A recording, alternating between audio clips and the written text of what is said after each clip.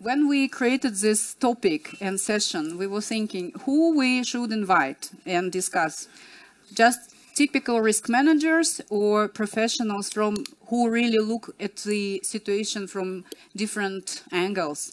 And we actually succeed to invite Binance, but Michael unfortunately missed the train. But she will be in another session, so we still can ask her questions about Binance and how they... actually, I will moderate her tomorrow, yes. So Binance still will be with us, but I think we have a great addition to our session, GC, and I would like you to start to talk about yourself, represent, because some people already saw you yesterday when we talk about jurisdictions and just general regulation, but today we will go more in risk topics. So please. Thank you. Hi, I'm Juan Carlos Reyes, the president of the National Commission of Digital Assets. El Salvador is the only country, and I say this a lot, we were baptized through fire because we adopted Bitcoin as a national currency. And as a result, we realized that the traditional finance sector is probably not the most adequate organization or regulatory body to look after digital assets. Therefore, we carved out all digital assets authority and oversight from the traditional finance sector and created the National Digital Assets Commission, which is what I oversee. And we look at everything that's digital assets in the country. So we regulate, supervise, and ensure risk tolerance for the country is maintained at a level that won't affect us. And I'd like to thank DWF and everyone that has worked really hard to put this conference together for having me here. And for all of you, I'm here to meet people. And please, if you have a chance or an idea, take time and let's chat.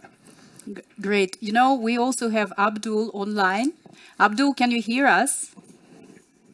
Yes, I can hear you perfectly fine. Thank you very much. Yes, I know that you tried your best to come, but you only can do it online. So please make a short intro. Yeah, first of all, thank you very much, and sorry for the inconvenience.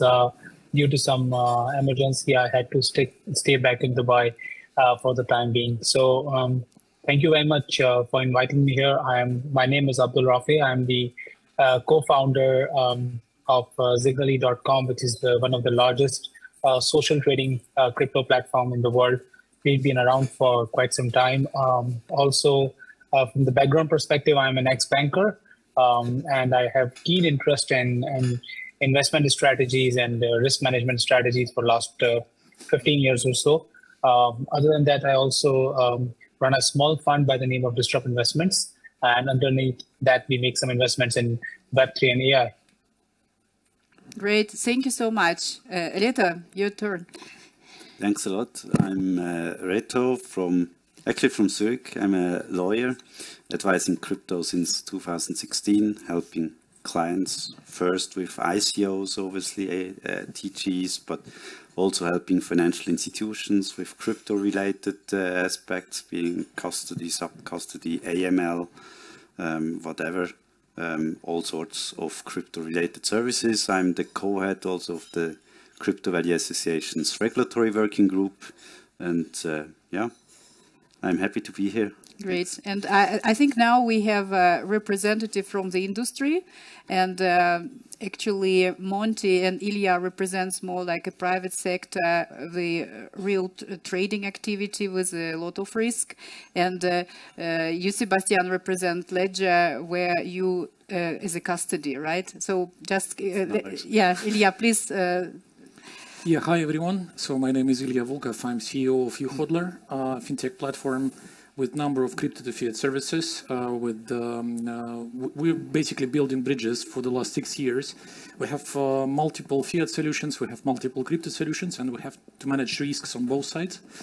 And also, in addition to my board membership position with Crypto Valley Association, my CEO position at YouHodler, I'm also a sailor. So why it's important? So usually, you know, when you first time think about reducing your sales area, it's the right time to do it. And the same is happening with snow chains. I came here by car, and yesterday night I stuck in mountains because it was a huge snowfall. and the same rule applicable there. So you have to put your snow chains on first time you think about it. So like we have one, not one, we have a number of same rules for just physics, and we should use the same rules for physics in different kind of activities. Mountain, sea, whatever. So the same is happening with the risk management for both, for fiat, for traditional part, and for crypto. So, and I hope we will speak today not only about risks, but also about opportunities. Yes, and we will give tips about how to survive in Davos in a van, yeah? Yeah. Okay, perfect. Sebastien. So I'm Sebastien, I run Ledger Enterprise. So I'd like to start by asking how many people in the room own a Ledger? Wow. That's a bit low. I would expect more like in a crypto conference. Usually I get like 70%. Here it's about like 35. We're not selling them here. Are you giving us free samples? Buy them online. Huh? Are you giving us free samples? So Ledger is known to be the global leader in hardware wallets. It's the idea of like self-security really, and really to be able to secure your assets, your digital assets. And we launched 8 years ago. We've sold over 6 million ledgers in the world, and we also have an enterprise arm. So the idea is that on top of building something for consumers, companies have different needs, especially around governance, around risk management, and that's what we try to bring to the market. Great. Monty? Yeah, my name is Monty Metzger. I'm CEO and founder of LCX. LCX stands for the Liechtenstein Crypto Assets Exchange. So we're headquartered in Liechtenstein and we are regulated over there. We hold 9 registrations according to the Blockchain Act in Liechtenstein, and we feel ourselves to be the extension of the Crypto Valley. So being headquartered over there gives us access to the European market. And now we're aiming to become MiCA ready, to apply for additional licenses, doubling down on Liechtenstein as a jurisdiction for crypto regulation. Myself, I'm an entrepreneur by heart, started my first company back in school in the 90s, an internet company doing website programming. And then 2008, I switched to become a VC, and we discovered Bitcoin 2013. But we had been sidelined as an investor and alternative investment fund. There were no custody solutions. There were questions with regulations. We talked to regulators, and there was nobody had a clue. But then 2017, when the first regulatory frameworks came up, I was curious and I stopped everything I did and went all in to start LCX, moved to Switzerland, to Crypto Valley, and now we are more than 100 people with a big team in India and Badault in Zug. Yeah, we're kind of aiming for crypto integrity.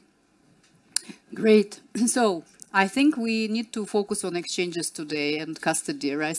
Because we have really professional people here. And for most of us, we are institutional private investors. It's always a question, if I do some trades, transactions, where is the risk? And first I would like to discuss, maybe distinguish the between the DeFi exchanges and centralized exchanges. And we all know that many of them, they pretend to be decentralized exchanges, but then by default they are not, because regulators believe one of the elements is not decentralized. And maybe let's go make a round and discuss what we as investors and exchange users should take in mind, and how we need to, what we need to know to mitigate this risk. So you guys need to advise us how we manage it, and what from regulation, maybe also, we talked about jurisdiction yesterday, but I think it's still the hot topic to discuss how we should, we as the users need to analyze these jurisdictions. Can we do it ourselves? Do we need to go to special professionals who educate us? But we want to know how to manage the risk, okay? So we start from JC. I was hoping you'd start at the other end. Yeah. Well, okay, so Salvador is in a unique situation. I mean, we still are a third world country. Therefore, we don't have a list of 100 exchanges lining up to serve the Salvadorian market. It's not very feasible. Having said that, we do have regulated exchanges in El Salvador, and From a regulator's perspective, I mean, we take a very different approach. Most regulators take an accounting top-down approach, making sure that all the I's are dotted, all the T's are crossed. We are, knowing the industry, and myself, I come from the industry, and so does most of my team.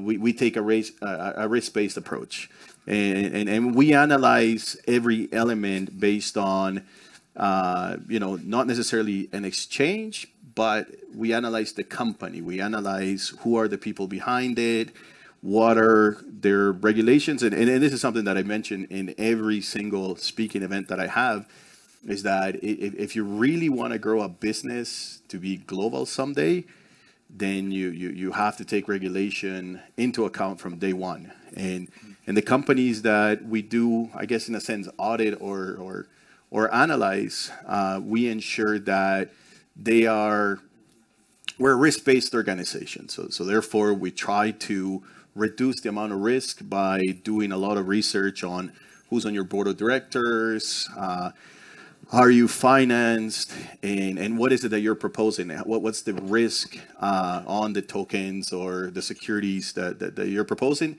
And it's really in depth. El Salvador, and I was mentioning to some people about this, I mean, we are the first country that has a digital currency. I mean, Bitcoin is our national currency. Therefore, many players around the world sort of are waiting for El Salvador to stumble. And in order to make sure that we don't stumble, we have created a very strong regulatory process to make sure that whatever we approve, it's something that has positive value to the consumers. I mean, at the end of the day, we're here to protect the Salvadorian consumers, and at the same time, being a crypto enthusiast, to allow the companies to grow and be international. So great. So Reto, my question is to you then. Okay, with centralized exchanges, I can check maybe who is the owner's director, what the policy they have. Do they really? Sometimes it's even possible to find if they have IML policy. But what to do with DeFi structures? Yeah, it's a very interesting question, because I think you all know different exchanges in Switzerland. For example, we have SDX, the most famous one, or a new one, Rule Match, functioning a little bit different, Coinbase or Binance, or then are the smaller ones which are unregulated. And what's the difference in the end? And this is because they function very differently among others. You have some that are centralized, and centralized means, if you have a look at the core functions, you start with executing your buy or sell order, and there already it starts. I mean, in a centralized exchange, you have an order matching system, bringing together buyers and sellers at a certain price, executes it, whereas in the decentralized world, for example, the exchange works with liquidity pools, with currency pairs in it, and an automated market maker process, which is nothing other than a programmed smart contract defining the prices where you trade against this liquidity pool. It's a complete different mechanism with complete different risks, for example. And then it goes on into clearing and settlement. I think we agree in blockchain world we don't really need clearing anymore, but settlement means then somehow the actual exchange of the two tokens of the two parties against each other, the fund flows or token flows. And in the end, somehow you need custody. And custody is also centralized exchanges normally provide custody by themselves, centralized with them. Or in decentralized manner, it's more like connecting your own wallet very often, and therefore do self-custody actually. So the risks really depend on the specific model you meet, and that it's not the one model, the DeFi model, and the one model, the CeFi model. You can more or less decentralized all these functions I've mentioned. And then on top of that, obviously, you have the products, you have the governance, whatever. And from regulatory perspective, smart contract, is it somehow audited by somebody? How do we know that this is smart contract which we can trust? Yeah, and there you come to the central question, obviously, in the end. Okay.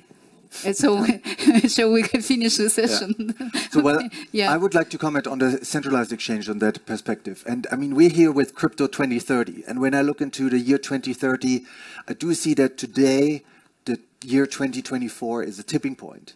We're entering to grow crypto beyond what is known and probably multiply the total market cap of cryptocurrencies as we know it, as of Bitcoin and so on. And it's an opportunity for countries like El Salvador, like Liechtenstein also, to stand out with regulatory frameworks. And we're leveraging that. When you say you can look up the founders of exchanges, well, try it. You don't have, on most of the leading crypto exchanges, centralized crypto exchanges, you don't know who are the shareholders, who are the owners, who is the management. Many things are not disclosed. And we believe it's going to end. So all these like unregulated players will be sidelined, squeezed, killed, sued, whatever they have to end, whatever they do. And it's also hard for them to change whatever they did because they have a backlog of illicit transactions or whatever. So we invested from day one, and we had always had been kind of the slower crypto exchange, smaller. We had to ask more questions. It was more difficult for us. We put in a lot of work in the back end nobody knew we are doing to work with the regulators. But now it's tipping. And now we see, well, people looking for crypto integrity. They're looking for authenticity, for accountability, for a trusted partner. So we get a lot of new inflow, people searching for a regulated venue like us. I mean, I think that exchanges are really a great on-ramp for customers. So you're talking about customers and institutions, which are two different ways. The way that we look at it is that, you know, it's a great way to on-ramp into crypto. It's an easy way to go buy your first crypto, etc. But then, as we've seen, and back to regulation and FTX, etc., at one point or another, it gets a little bit tricky, and maybe you need to go down the funnel from, you know, now the funnel has changed from last week, because maybe the beginning of the funnel is ETF, where you kind of like have an IOU of, you know, a crypto asset, Bitcoin. The second level is like Coinbase, but like if you buy from Coinbase or Binance or whatever, you don't actually own your crypto. The exchange owns the crypto for you, and if the exchange collapses, then you actually lose your crypto. To the last point, which is self-custody, which is what we promote and which we feel like a lot of customers are going to go towards. The idea is that down the line, you want to probably diversify your counterparty risk, whether you're a consumer or an enterprise, even more so if you're an institution, and that means using different levels of technology. So you may use HSMs, you may use MPC, you can leave some on exchanges, but I think the ideal solution is probably a mix, and that's what people are going to be going towards for more and more. Absolutely. Right. Yeah, I fully agree, because actually when it comes to exchanges, what matters? The pricing. You'd like to exchange something to something with the best price. Speed of execution, you'd like to execute it in milliseconds, right? And of course, security. So, and it actually doesn't matter if you can do it using DeFi solution, perfect, do it there. If you can do it with CeFi, perfect, do it there. And the point is that I think the era of like carnival style pajama guys show, you know, industry is over, right? So we're already in like another phase of development. Big banks entering the space. There are a lot of collaborations between CeFi and DeFi, even like with Ledger. So we started as CeFi platform. So you still can exchange Bitcoin to Euro or Swiss francs using YouHodler. But at the same time, you can go to Ledger using your hardware device and access to our service through Ledger. So it's like a combination. Exactly. And I think actually we already entered to the era of Web3 finance, and actually we're witnessing the creation of Web3 banking, right? So I think the point of anonymity is not longer like a point, really, because with regulations like travel rule, with all heavy IML regulations, we cannot even speak anymore about like total privacy and total anonymity. and I believe for the absolute majority of customers, it's not really important.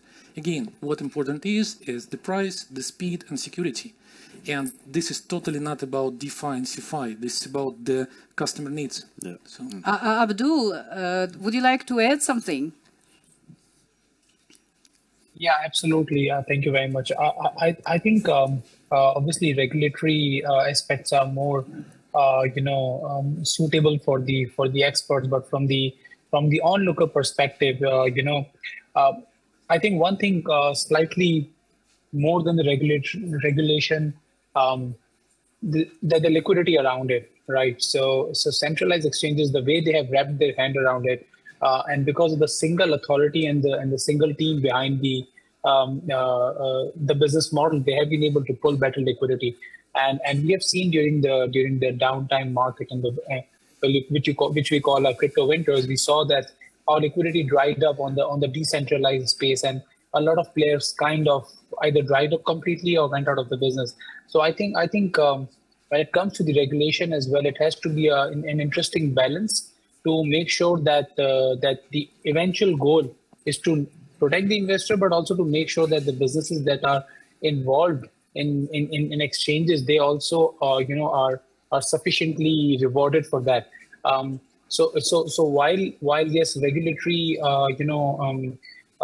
importance is in its place, but if you look at the greater world, especially towards the West, I think they also need to understand that that if the businesses are not allowed properly, in the right framework to provide liquidity to the users will not come. If the onboarding process and everything is not easy enough, either it be a decentralized or a centralized experience. If it is not good enough, it is not lucrative enough, businesses will not operate and the users will not come, and you will have a barren land. So this balance has to be kept in mind as well. Okay, so when we talk about regulation, of course, as investor, I need a protection. Let's talk about protection. Okay, as exchange, I decided now I go to this exchange because I can see like in Liechtenstein, it's all transparent, and I know that you are the owner of the exchange, or you are the shareholder, or you're a director. It's written on website, or you will give me information. And when we talk about AML, for example, it's required by me, by the regulator, for example, in Switzerland, that I know the exchange if I onboard it as a counterparty. So if I can really make my KYC on the counterparty, it's one thing. But how the regulation then protect me as an investor? So let's talk about this. Yeah. So specifically for Salvador, I mean, once you're regulated by us, we have a whole protocol of supervision and regulation and enforcement, and reporting duties that you have to abide by. We also have the Financial Security Authority, the investigators in El Salvador that ensure that the money has been transparent, and you have to report to them. There is a single point of contact, which is your reference person that has to be a Salvadorian working in the country that does have to share with us information of how many people have you onboarded, how many of them are Salvadorian, what are the transaction histories. So from the regulation side, depending on our assessment of your company in 100% agreement, we look at fully transparent that you have a business that can achieve global reach. We ensure that transparency. I mean, funny enough, just before flying here, the regulators in El Salvador were just under FATF evaluation, and that is the AML consortium. We wish you success. We did really well because we do take AML very seriously. In the sense, I mean, El Salvador is not a country where you can just get off the plane and start doing business in the digital assets world, unless you want to be arrested.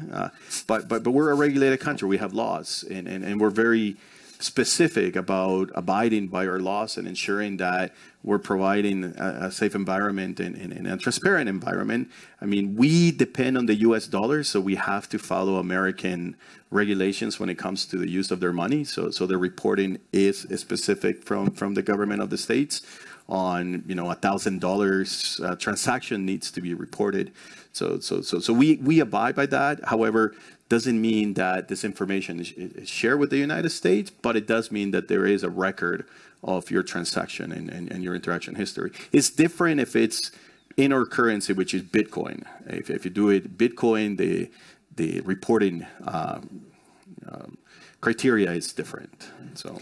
Okay, it's great when you describe the IML perspective that you try to control it as much as possible. You also now assess, so probably a new report will come publicly available about El Salvador. Yeah. We look forward for it. But my question is also about bankruptcy. And if let's say, if one of the exchanges is bankrupt, or what do you do not to be bankrupt so we can feel like we don't lose our money? How do you manage this risk? And what is very good? You can use a ledger, and like this, it's on your key, and then you won't get it taken. Yeah, but then I need to do transactions, and then I move my money from ledger. But then you're going to go to another exchange.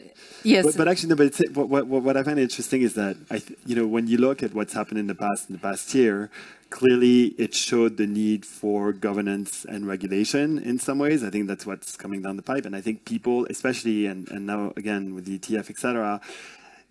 New entrants onto the space are really thinking about how do I do it right? Because clearly in the past, things that were not done right. I think this is what you were alluding to in the way that you built your exchange. You wanted to do it right and make sure that it was the right way, which wasn't the case with a bunch of different exchanges.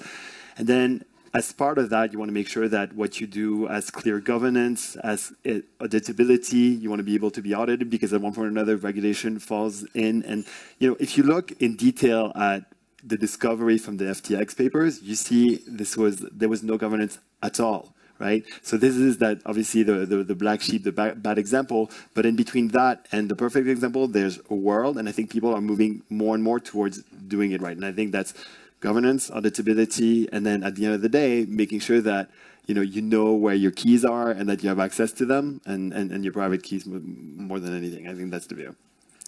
So we have a very balanced view on risk management, and I do see also a lot of opportunity when we talk about risk management. But looking at Liechtenstein, for example, they have a AAA rating at Standard & Poor's, very high reputation, and they fought for it. So because they had some problems in the past, and now like anti-money laundering, terrorist financing, protection, all these things are top on the agenda. And so that's why we had to implement a very strict crypto compliance suite, and we developed it from scratch, fully audited. We also published the yearly reports to make it public for our users. And on top of that, it's basically the responsibility not only by us, but by the regulators to step in. And in Liechtenstein, for example, something like FTX would not have been happened. It could not be happening because there's a full segregation of funds. So all the user funds need to be held completely separate. And what is very interesting and completely different to Coinbase, for example, is by law and on the court, if you go in insolvency proceeding or bankruptcy proceedings, the user funds are segregated and cannot be touched. And I think there was a disclosure on Coinbase recent yearly report who said, like, well, according to the US law, it's not protected. So if you have your funds over there and they go bankrupt, which I don't think they would at the moment, but in theory, it would not be protected. And I think there the regulators need to step in, and Liechtenstein is a good role model for it because they made it from the beginnings that we have to protect our reputation as a country, and all the players who are there, including LCX, have to make sure it's completely segregated. We are not allowed to touch it, and even there would be fines if it would be mixed up or anything like that. And they check it regularly. Auditors are checking it. So that's what's meant, I think, with investor protection.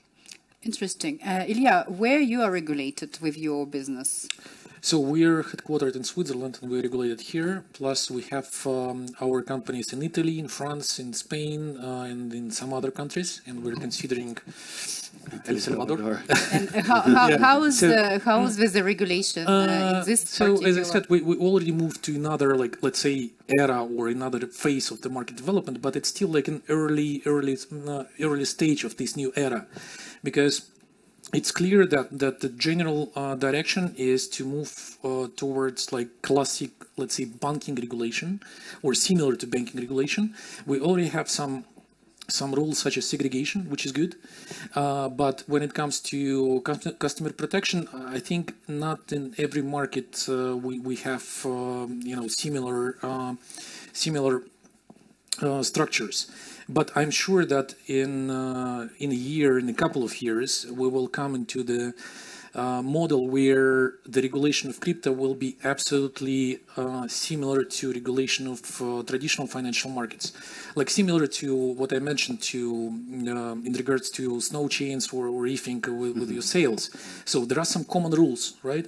And if we look deep into the case of FTX, or we look deep into cases of some traditional banks last year and year before, I'm speaking about some crashes, famous crashes in the US and Europe, and so I believe you all know all those cases. They're very similar, and basically they're all related to misuse of funds, right?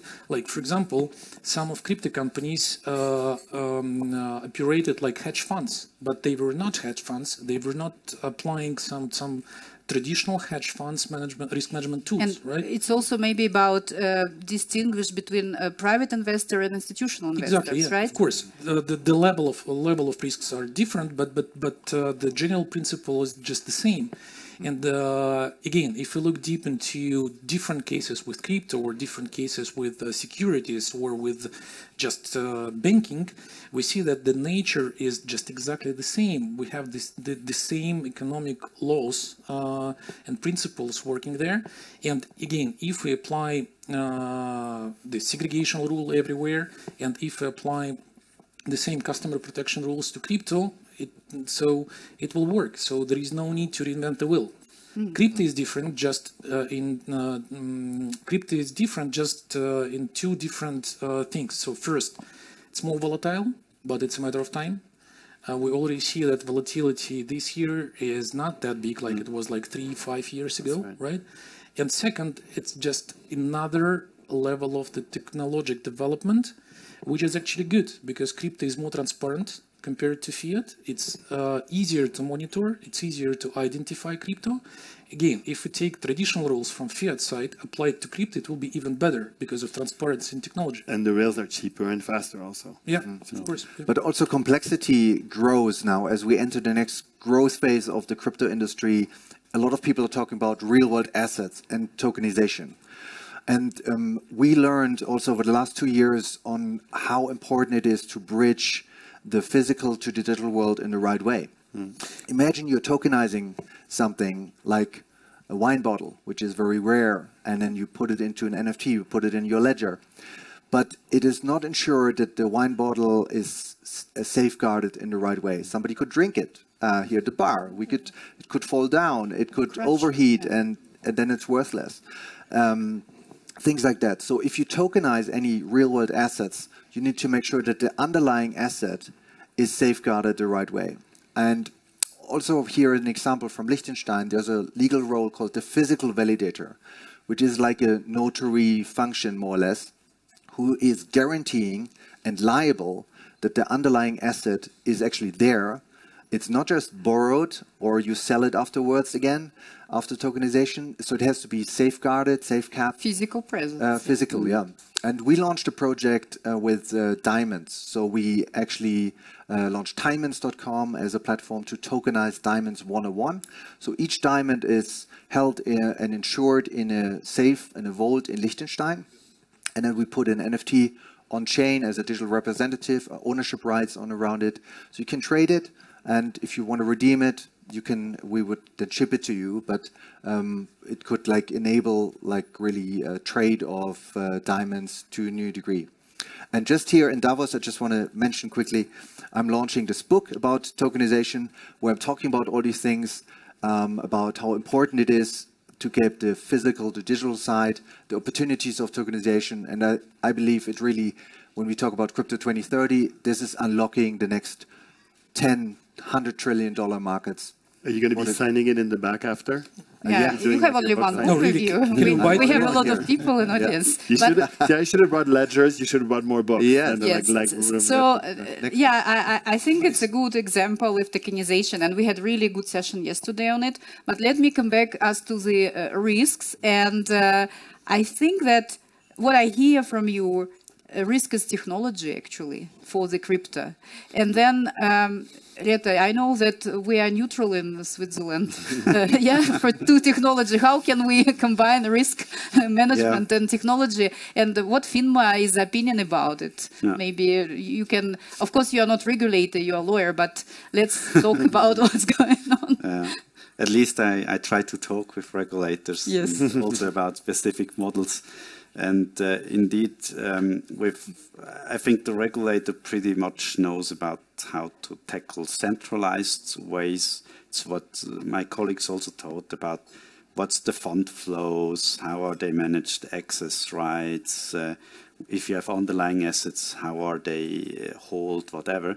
But if we get to DeFi, especially if we take the decentralized settlement with liquidity pools, automated market makers, there it gets more interesting. I mean, in Switzerland, although we are at the forefront, I mean, I remember what we have our Financial Market Infrastructures Act, for example, which governs actually exchanges and financial market infrastructures. And there, even when we implemented the DLT legislation in Switzerland, the Federal Council wrote into its explanatory notes that fully decentralized models are not covered yet by this regulation. And that's what exactly is difficult also for the regulator FINMA. How, if we have such a smart contract with an automated market maker, for example, how do we treat that? How do we catch that?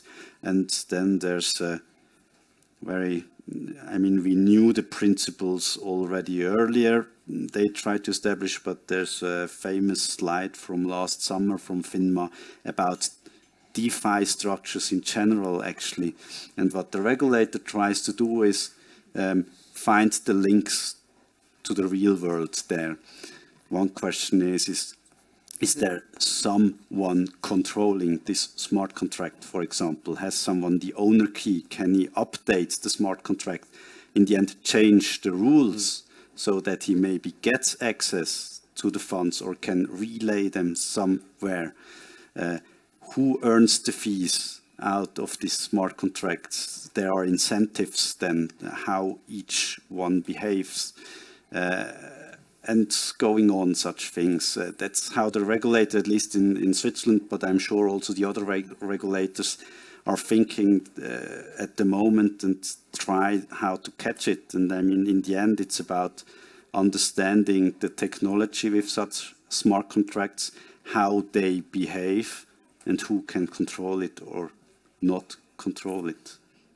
And my expectation is that most of the DeFi projects then will be somehow centralized projects, because we always can find one of elements, marketing, or it's somebody can change something in an IT system. Sebastien? I don't think so. I think it depends on the rules that are going to be put in place. But I think that, I mean, I'm hoping at least that decentralization is still, I mean, it's part of the ethos of Web3, right? That's what it's built on. If everything gets centralized at the end, then you kind of, you know, get, and I think that what we're going through right now and is a convergence, which is good. I think it's fine, this idea that crypto's on one side and then, you know, other monetary solutions are on another. Doesn't, and to your point, you know, you still have a relationship to the dollar, even though like Bitcoin is your currency, but you still want to have this idea of, I mean, everything that's being built, right, in terms of Rails, like all the layer ones, the layer twos, etc., are towards, you know, building decentralization. Like on the exchange side, maybe there'll be needs to centralize, but the decentralization movement needs to be part of crypto, in my mind. Then let me just ask Abdul, and then we go for the last round to discuss. Yeah. Abdul, what's your? You just hear all these opinions, and what is your? What do you think about all this? Yeah. Yeah, particularly on the risk side, and the areas that it is. So, like from my experience, where I'm come from, having an investment background in the conventional industry, and then coming into the crypto industry, and then running a crypto platform for fund management on my own, the way I see that part is that, one risk is obviously the infrastructure risk, we talk about the regulation and the security and everything. The other risk, which is, I think, being talked less about in the larger gathering, is the investment risk for the retail sector. That how the general retail audience, how are they managing, risk, and how basically institutions can help the retail audience or the investors basically to ensure that they are not overexposed to any particular one asset or one complete scheme. Like, without taking names, for example, in last 12 to 24 months, we saw in fact, almost a dozen blow-ups in the industry, right? And it was not something which happened overnight, right? They became systematic risks. Okay, some large exchanges, some big market makers, couple of large funds, some DeFi protocols as well. Like one of the largest blow-ups, which actually ended up blowing a lot of other things up, was a DeFi protocol, right? So decentralized, more retail, narrative-driven kind of a thing that actually created a domino effect. So I think from that perspective, it is important that the right, and the problem starts when there is lack of clarity from either the regulatory perspective or from the investor management perspective. If there's a lack of clarity, people take decisions which are uninformed decisions, right? And they end up getting into such schemes which are either get rich overnight schemes, or are they too good to be true, or are they unregulated or uncensored, unchecked in some way. And what happens is that such things generally are far more attractive than the things which are more structured, regulated, long-term, seasoned, And then when there's a lot of people that are attracted towards it, becomes a systematic risk, and one thing falls and it creates a lot of domino effect. So I think the clarity around those things, that how entrepreneurs need to be careful in terms of what they're creating, and the clarity from the regulator in terms of that what risk they need to look at. And I think slowly and gradually, especially Europe, I think is moving towards that area. So that will be good. I think the new regulation, I keep forgetting the name, MiCA, I think, right? Those regulations might be a good step towards that. But I think this is very important, and this is talked very less about. Okay, that yes, on the top of it, it's being said that we're doing XYZ things to protect the investor, but those turn out to be only checkbox exercises, and the on ground efforts to actually protect the investors are less seen. They are only reactive measures that are done after the blow-ups. So there's something, I think, every jurisdiction that is looking to really bring out the proper guidelines for people to invest in crypto, they need to have these things in black and white, and there should be very minimalistic gray areas. Yes, and I think that if we look at the crypto in general, it's a great place to have a profit because of volatility. If you are smart enough, you can really benefit from it. And this is how you manage the trading, and what is your risk management as a professional trader, yeah? But again, it's professional trader. I'm saying that it's just a private investor. Maybe it's too complicated. So, yeah, and here, maybe from the perspective of the portfolio management, yes, and I think it's, again, education. And just to come back, I have idea that regulator should revise the restrictive definition of DeFi. And we need to separate technology from the regulation. And technology-driven projects need to be regulated probably not with the strict IML regulation, because we may immediately fall under the definition it's an IML reporting project. And here probably regulators, I'm looking at JC now, need to think about, you know, we need to have a advanced step on regulation. We can't just copy-paste what we have for traditional. And it's just my idea to you to discuss now. And second, portfolio management and risk management, what can be done and what we can suggest just to be successful, not to fail and to be upset that you lose all your money. Yes. I'll share something with you. And I mean, this is now wearing my regulator hat. And I'll mention something very useful is that for us, we have to look at the case study. Like, what is it that you're trying to achieve? And if all you're trying to achieve is provide a financial derivative that allows you to make money by exchanging one and swapping back and forth, that is not something that in my opinion, and this is my opinion as a regulator, it's something that adds great value to the citizens of El Salvador, unless there's a big demand.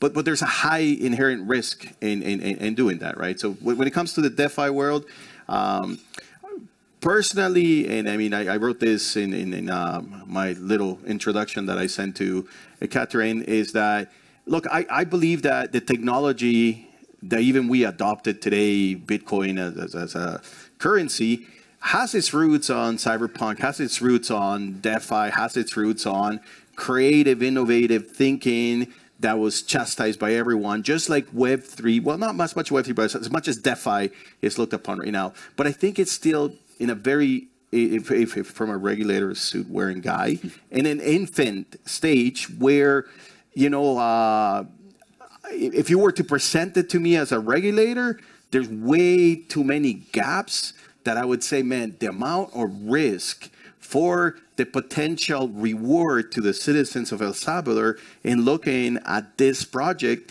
just doesn't fit. Now, you mentioned something important, which is Web 3.0.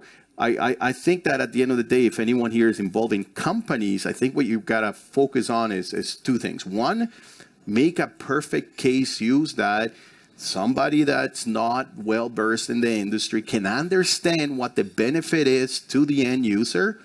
And it sounds like the whole elevator pitch that you tell me, and you're like, wow, this is fantastic. And two, from the beginning, take into account that regulation, it's going to be mandatory and it's going to happen. Yeah. You might be able to make a quick buck really quickly, but at the end of the day, if you're doing it in my country and you're not regulated, well, I'll see you in jail. Mm-hmm. Well, Reto, what do you think? Yeah, I mean, I fully agree with him, although I am the lawyer advising the clients usually, but I also worked with the regulator once with FINMA in the enforcement division, so I also know his side. In the end, it's about the risks and what's on the other side, the rewards. And if there is somewhere, if they are not in a healthy relationship with each other, then this is simply a red flag with the regulator, because somewhere there's something wrong or a bigger risk than it looks like at the beginning. And you also mentioned AML in Switzerland. Maybe it's, as in most countries, AML is, I would say, first priority of most regulators, to be honest. It has its reasons, but they see AML risks everywhere. And maybe what we have in our Swiss framework, it's usually from the traditional world, AML, our frameworks works very much with ongoing business relationships and having power to dispose over the assets and know the transactions. And so are the duties of care. And what makes this difficult for the DeFi space now, we introduced requirements that also non-custody wallet providers having a business relationship, for example, need to do AML, and there it's no differentiation. I mean, they have to do the whole stack of things. Also transaction monitoring, know your transaction. And now you think, yeah, but how should they do that? In most cases, they don't even know the transactions. They know maybe it's counterparty because they at least whitelisted it or onboarded it somehow, but they don't know the transactions. It's non-custody. It goes maybe P2P. And there, I think that the framework we have, it's also the FATF's framework in the end, is not flexible enough today and not appropriate. I mean, such providers, I see them as gatekeepers. They let the users in. But on the transaction side, I think we have to think a little bit wider what they really can. And this community, we need to address it, right? Yeah. And we need to not just know it because we're talking here. Maybe there are more actions to be taken. I think I see a real parallel. So in my introduction, I didn't talk about what I did before joining Ledger, but I've been in tech my whole life. I worked for Amazon in the 90s and then Google and then Alibaba. And when you look at the regulation around tech as a whole, regulation has always been behind, right? You look at the US, they still haven't managed to regulate social networks, right? And social networks have been around for 15 years, and it's still a problem, and it shows that it's creating teen depression and all these problems, and yet they haven't been able to regulate it. What's interesting in our space, and I like what you're saying about the Web3 projects, is that the parallel is that, you know, governments are paying a lot more attention because it's about money. And obviously, government's power comes with money, whereas maybe they care a little bit less about teen depression, which is, you know, I don't know which one's more important, but whatever. But there's this issue around, you know, how fast can government get to what is happening in this space? Like, even for us, we're a platform, making sure we understand everything that's happening around every foundation, every team, etc., is very complex. It's very hard. It takes, because there's so many projects out there. But to your point, I think that, and tech was always trying to do that, saying like, if we do it right, if we kind of self-regulate and we do it properly, then when regulation comes, we won't have to change things so much, right? And I think at the end of the day, that's what needs to happen on any projects. That if you're trying to do rug pulls, etc., yeah, sure, you can make a couple of million like really quickly and like disappear, but somebody's going to come after you. Whereas if you do it right and you try to create, you know, what is the value that you give, how, ideally if you do KYC or AML or whatever, then, you know, you're going to save yourself trouble like going forward. But I think if you're waiting for regulation is coming, but it takes a while. We see it with Mika. Mika is great in a lot of ways, but it's not perfect at all. We've had a lot of discussions at Ledger with Brussels around it. But, you know, and it's only going to be implemented over many years. So, Sebastien, but you know, like with the small projects, startups, they just do things and then they think about it. And this is the problem. When you are a big company, of course, you have a big department for legal budget, and it's a problem. And very often the projects just fail because they can't be any more proceeding regulation, or like you were saying, end up in jail. It's a big problem. So, Ilya, you are not very big business still, right? You are like middle-sized. They're pretty big. They're pretty big. No, you are big business. Just I think we're a medium-sized business because actually we started as a retail company with full focus on retail customers, just normal private individuals. So, but a year ago we also opened our technologies for corporate customers. So, and basically we resell our technologies to banks, to other fintech companies, and by that we just scaled. And so I would say medium-sized business. But what was the question? But the question was, how do you address this? You know, you do everything in advance, right? You know the risk, you have enough budget. Yes, so we, from day one, we invested a lot into our KYC AML processes. So from day one, we investigated a lot of forensics tools and implemented a lot of forensics tools, KYC providers. So we investigated and implemented several KYC providers. So, and actually, I would not agree with your statement that regulators should not copy-paste regulations from traditional finance to crypto finance, because I believe that they should copy some of traditional regulations, but take into consideration the technology. And let's take, for example, Switzerland. And I think Switzerland is doing a great job avoiding reinvention of the wheel, right?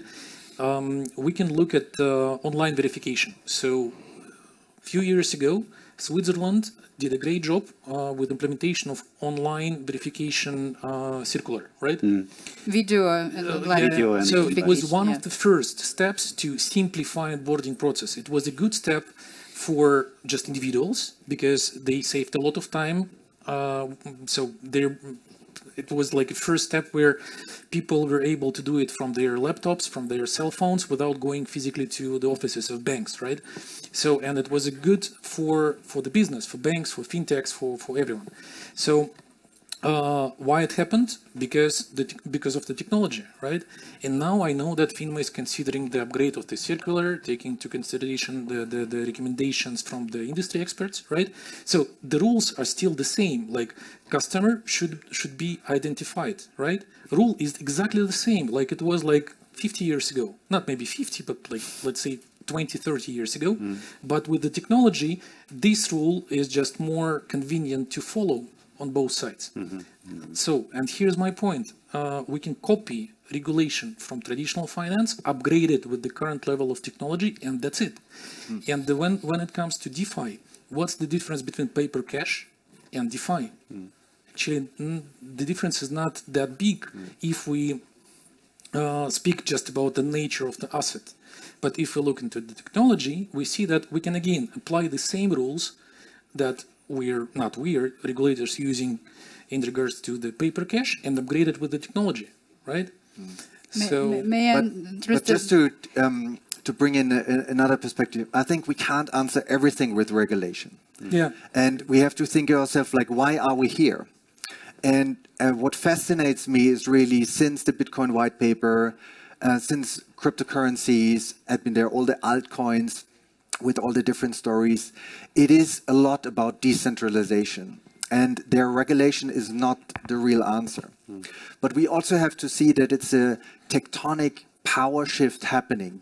I would even say we are in the middle of a war already where the traditional finance player, the monetary systems, are afraid. They want to protect what they have. And we do see that in other countries where there's a regulation on enforcement rather than working with the innovators and the startups. They protect what they have. And to actually overcome this war of like tectonic financial markets where like there's this tectonic power shift from the traditional bankers, which had been there since 100 years, to new entrepreneurs, to us, to the crypto community, who are now ruling or like innovating this market. This is so fascinating.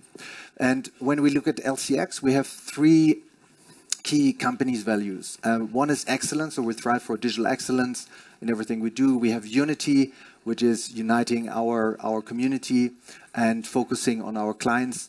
And last is integrity. And I think that's to win this war against the establishment, we, as an entrepreneur, every DeFi company, every developer has to have this crypto integrity in their mind, in their heart, in their head. And for me, integrity is doing the right thing when nobody's watching. And that's why I believe with risk management and crypto assets, regulation is important, and we are implementing it. But overall, to kind of really make crypto very big in 2030, it's about crypto integrity. Well, Abdul. Yeah, I think we are focusing since on that. So like I won't call our project a medium or a large project. It's still a small mid-size of a project, and I think this is actually a big problem. We think about what we want to do for the next 24 months. We create guidelines around it, and then one fine morning something comes and we are like, shit, we have to change the path because it might be illegal what we are doing.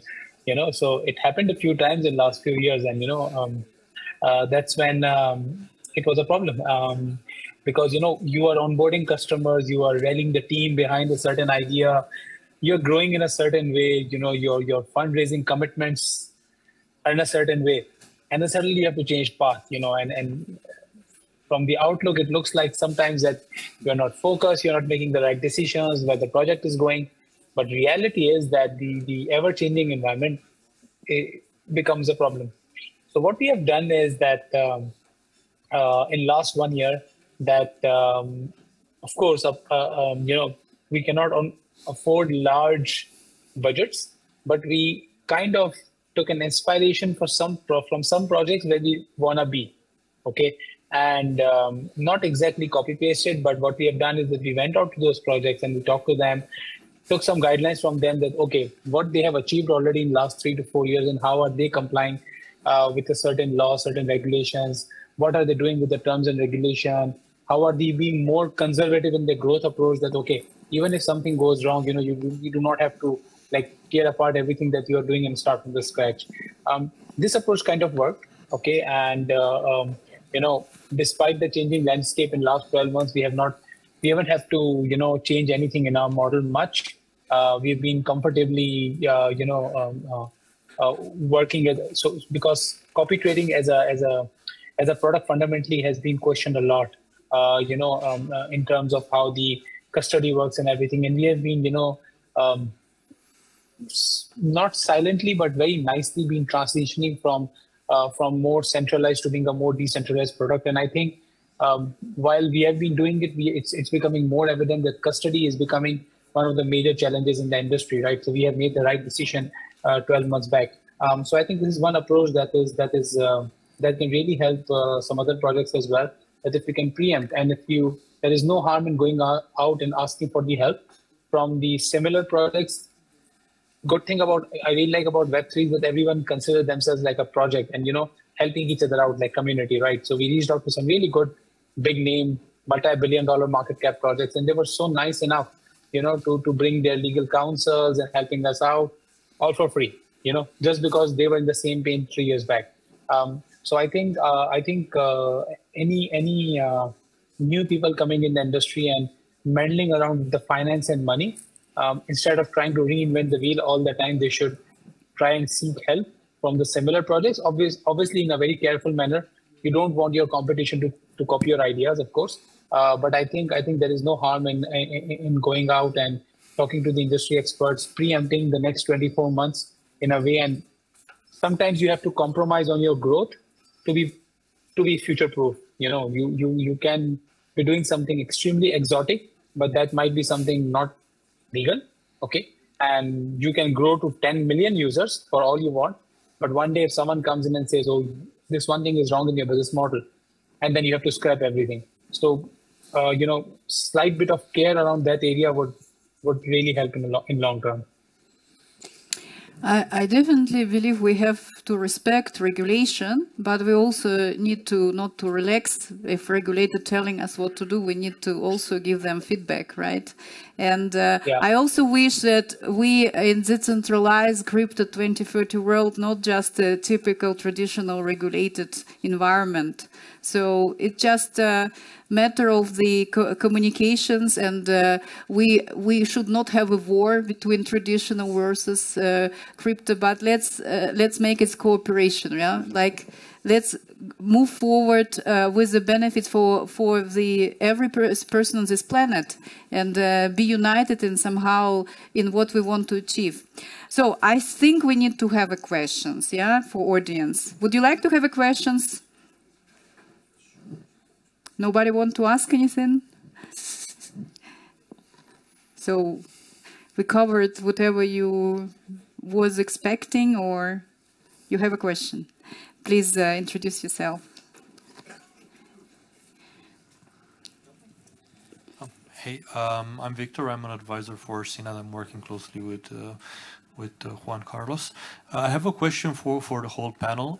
In terms of risk, maybe you don't have a crystal ball, but what do you think it could be a black swan event that could happen and that could affect the crypto environment in the next year or next years? What do you think it will happen that and didn't happen before that could change the landscape? For example, in the past, we had the Luna event, we had an FTX event. What do you think could affect the crypto world in the next few years? Thank you. Yeah. So I think that there will be a black swan event, and my prediction is there. If you look at or the question to the audience, what do you think is the normal life cycle of a currency, of a fiat currency? Any guesses? It's 50 years. So in average. So some currencies collapse much earlier. And currently we do see a shift of power from west to east. There are wars going on, and there's also a fight for currency. So why does a small country like El Salvador are kind of connected to the dollar? They want to be independent. That's why Bitcoin makes sense. And so ultimately, a black swan event could be if one of the major currencies collapses. Fails. So if the fiat system fails. And then ultimately, like one of our past advisors, a Stanford professor, had been proclaiming that Bitcoin could be the future, because it could be like a United Nations where everybody participates, every country runs their own node, and the more you participate, the more you get back. I'm not sure if it will be Bitcoin or something else, but what's for sure is that this decentralized monetary system could then evolve much faster. I'll agree. I'll second the idea. Thank you for coming up with that good idea. But the idea that a black swan event could be a positive event for crypto rather than negative, I think I'd definitely, and whether it's fiat going down or something else, like inflation issues, etc. But I think that when you look at what's happened in the past couple of years, I mean, let's say post-COVID, it feels like an investment thesis for crypto, right? What is not an investment thesis of crypto is the black swans that we've seen in the past. But if we're able to have the right regulation levels and that people like do things properly from now on, I think the next black swan will be positive for crypto rather than the other ones that have been negative. So. Every time better and better, yeah. It's a great question, but I don't believe that it's possible to predict black swan events by nature of this term. That's why they're black swan events. Exactly. So if you're inside the system, you cannot predict black swan. You need to be outside of the system, right? But when it comes to the industry in general, so we should consider that the industry is different. So if we speak about currencies, so maybe 50 years. If we speak about securities, there are different risks for securities. If we speak about the transmission and storage of data, I don't know, maybe AI will disrupt non-custodial wallets in some way. So the point is that as for the industry in general, I don't see any black swan events because I'm inside this industry. But if we go and analyze the industry by pieces of this big puzzle, I think we can find a lot of local nuances that can bring some significant risks to certain parts of the industry. For example, if El Salvador tomorrow will reconsider their decision about Bitcoin, okay. But I mean, something local could happen that that could affect some of the natures inside the industry. And our industry is quite multi-faced, right? It's a technology. It's something related to the data, how we store data, how we process data, how we transmit data. It's related to the financial markets, securities, currencies, whatever. It's related to many different things. So, and again, in general, I don't believe that we can see any black swan events. Yeah, I mean, as Ilya said, predicting black swan events is almost impossible. However, what I think it's maybe also will be an important development for crypto and could be decisive is also, I mean, crypto is based on cryptography. That means it's today, at least, we think we cannot decrypt it, so that's why it is safe. But think, for example, on quantum computing coming and simply having so much more calculation power and in a different way. I mean, if someone suddenly can decrypt some, let's Bitcoin, Ether, whatever, then we have a problem, actually, with the system as is today. And always remembering that hackers don't need a 100% working model. One try which works is sufficient. So quantum computing, they can even try it today. I think this could be decisive for crypto. Yeah. I think, I mean, I got a list of about 10 potential ones. One, because I'm a regulator and I read the writing on the wall.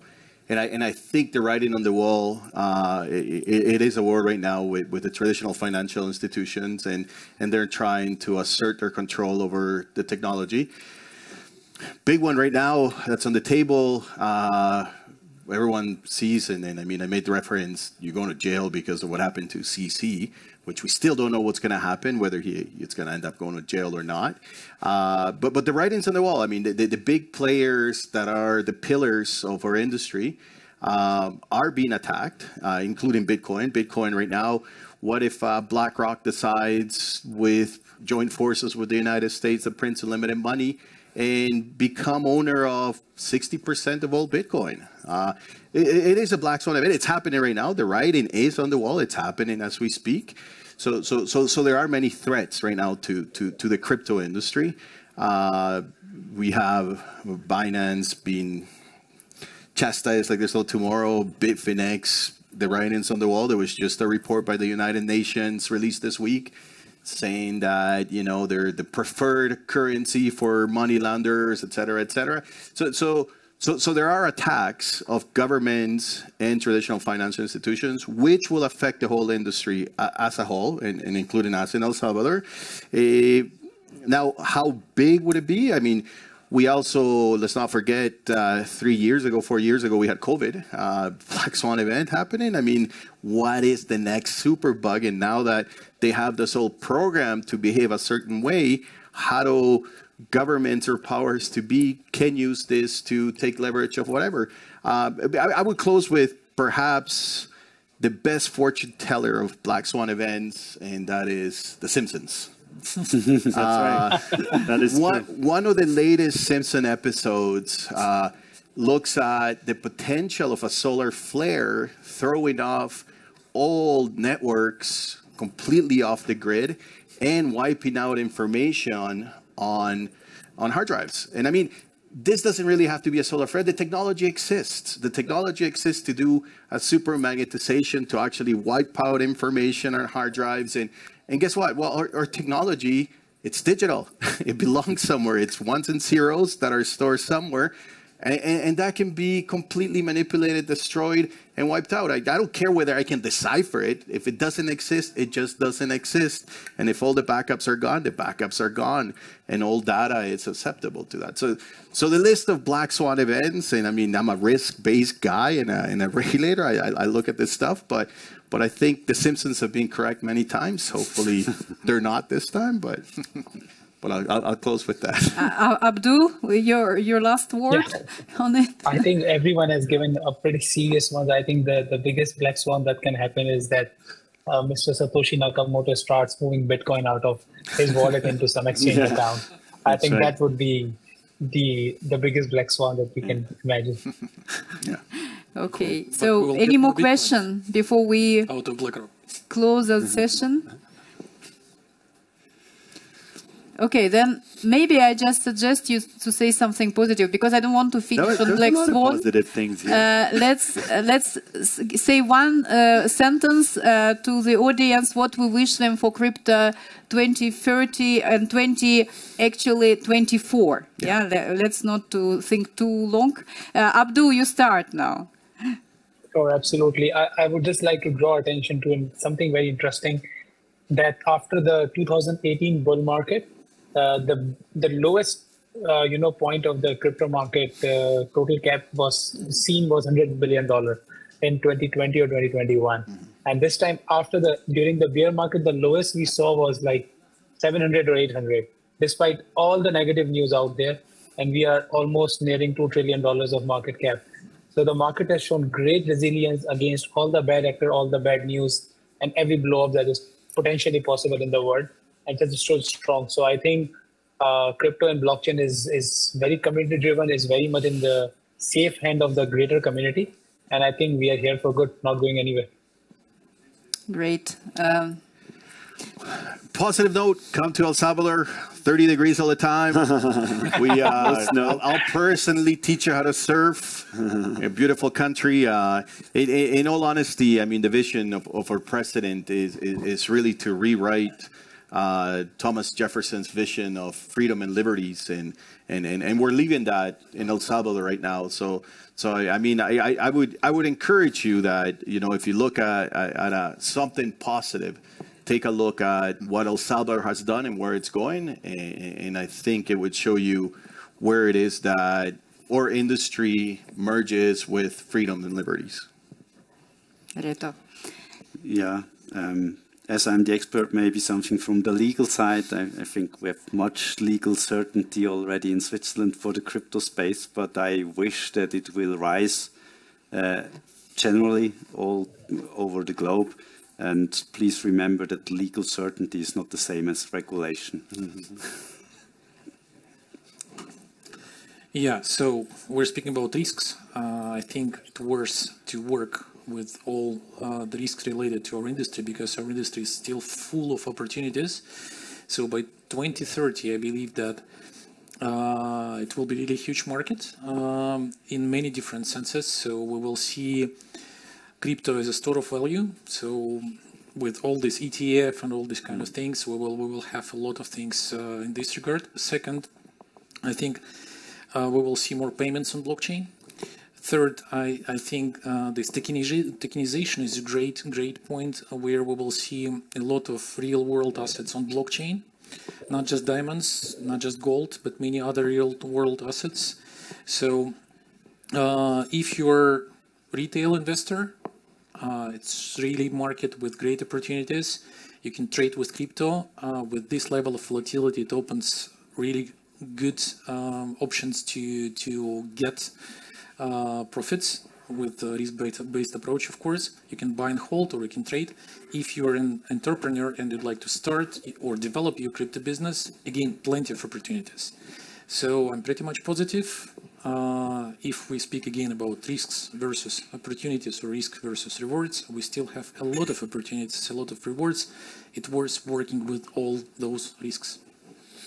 So I think 24 will be a little bit like the year of broadband for crypto. So, you know, when you look at the evolution of the internet, there was a first step, which was to onboard users with some defined ramps, but obviously a lot of limits because of the capacity to, you know, onboard and have, you know, not have to wait like 5 minutes for a video or a MP3 to download, sometimes a lot more than that. So broadband really changed the game for the internet. And I think that the rails that are being built right now for crypto, this year is going to be a real acceleration. So all the NL1s and L2s and everything that's being built, I mean, some will probably go by the wayside, like not everybody will succeed, but then the one that will succeed, I think in everything that they've been building in about 3 years, we're going to really see incredible results in the coming year. And then for crypto going forward, you know, 2030 is very far away, but definitely I see it as, you know, what I hope it's going to be is not just, you know, this new financial system, but also everything that's going to be built on top of it. And that to me is the one thing that's missing, and that I still want to see is the projects, is the building on, and you know, what's the next decentralized social network? What's the next decentralized dating app? I mean, well, all these different things that we're using in Web 2 that could like move into Web 3, and I think the rails are being built so that can happen. So I'll predict that for 30. Monty, you just close the discussion. To end with a positive note, there's this urban legend from Davos many years ago. At the hotels here at Steigenberger and the whole promenade, there was no internet. So Bill Gates was attending, and the only way he could check his emails back in the 90s was at McDonald's down the road in Davos, if you follow the Talstrasse. Yeah? So, and it feels like a little bit back then. And I could imagine that the next Bill Gates, the next Mark Zuckerberg, the next Jeff Bezos or Elon Musk are here in this room. And I'm super thrilled and excited to be live now in this generation where we can build the future of crypto together.